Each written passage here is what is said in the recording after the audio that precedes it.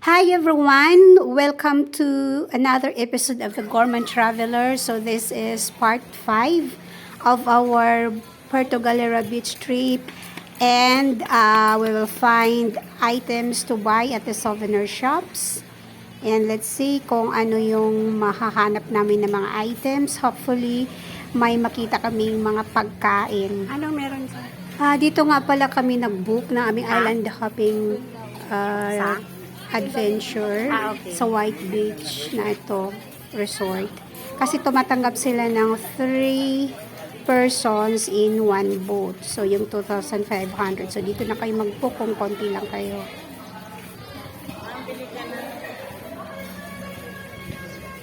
Ito naman,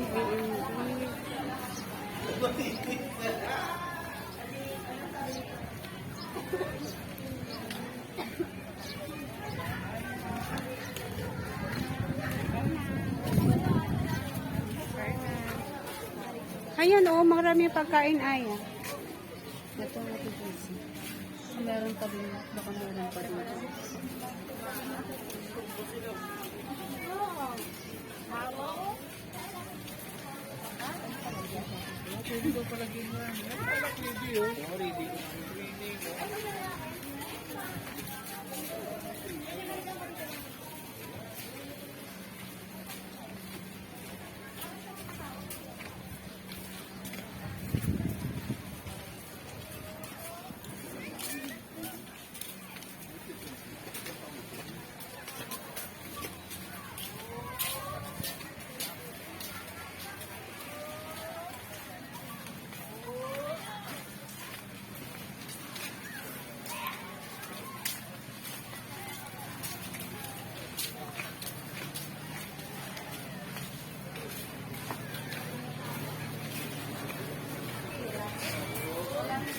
Wala na?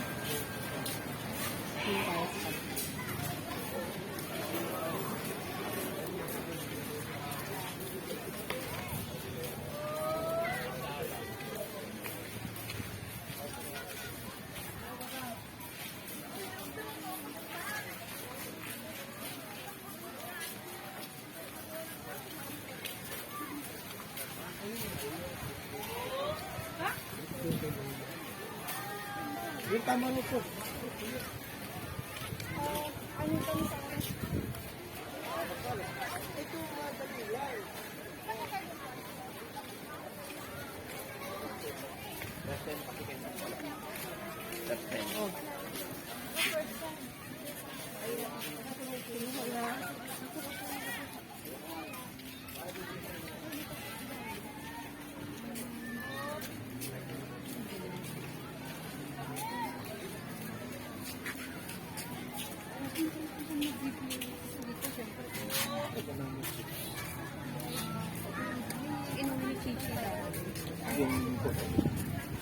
Ay, yung mga banana chips mo po. Ito po ay 220, ay 50.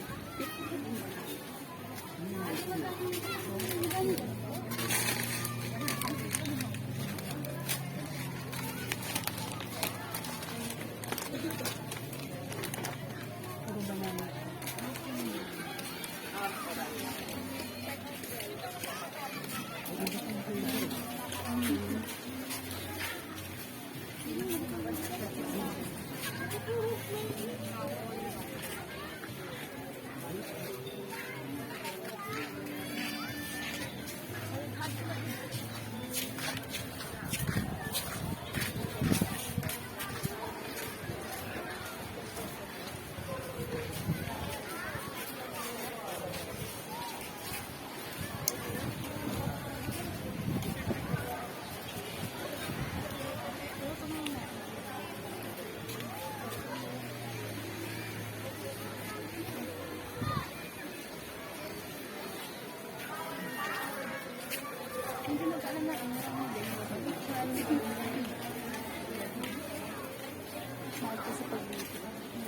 Ano?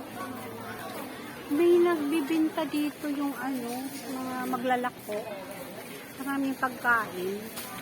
Yun din ang gusto kong ano siya ba yun? Anong tawag ba yun? Yun yung peanut.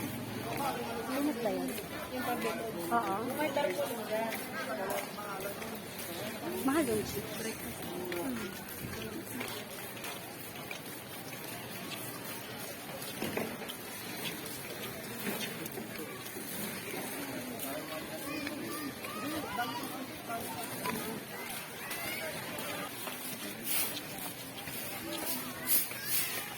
Ito dito. Ayun yun. Wala.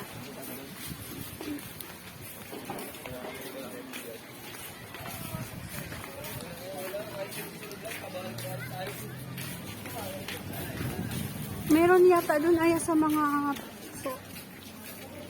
sa mga ayun mga ganyan likod. Ayaw nyo doon. Pagkain. Oo. Pagkain na ang bilhin mo.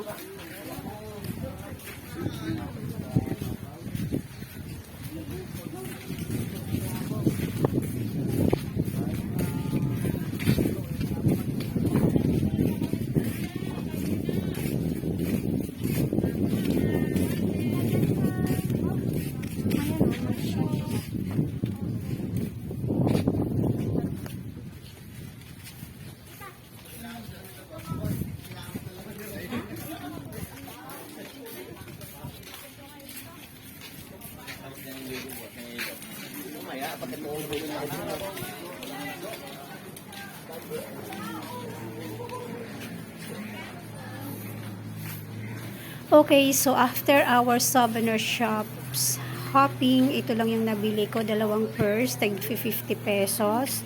Pero wala kaming pagkain na nabili, so we decided na doon na lang sa Balatero Port kasi marami daw mga chips doon na maraming pagpipilian. Okay? Thank you so much guys for watching this episode, and hopefully you can watch also the last part of our Puerto Galera beach trip video, and we will be packing things soon because we will going back to Metro Manila in a matter of hours. And bili muna kami ng fast craft ticket. Meron daw nag-arrange dito na travel agency. So hopefully para kasi makakapagpa-reserve kami ng trip for 12 noon departure. Thank you for watching and see you on the next video.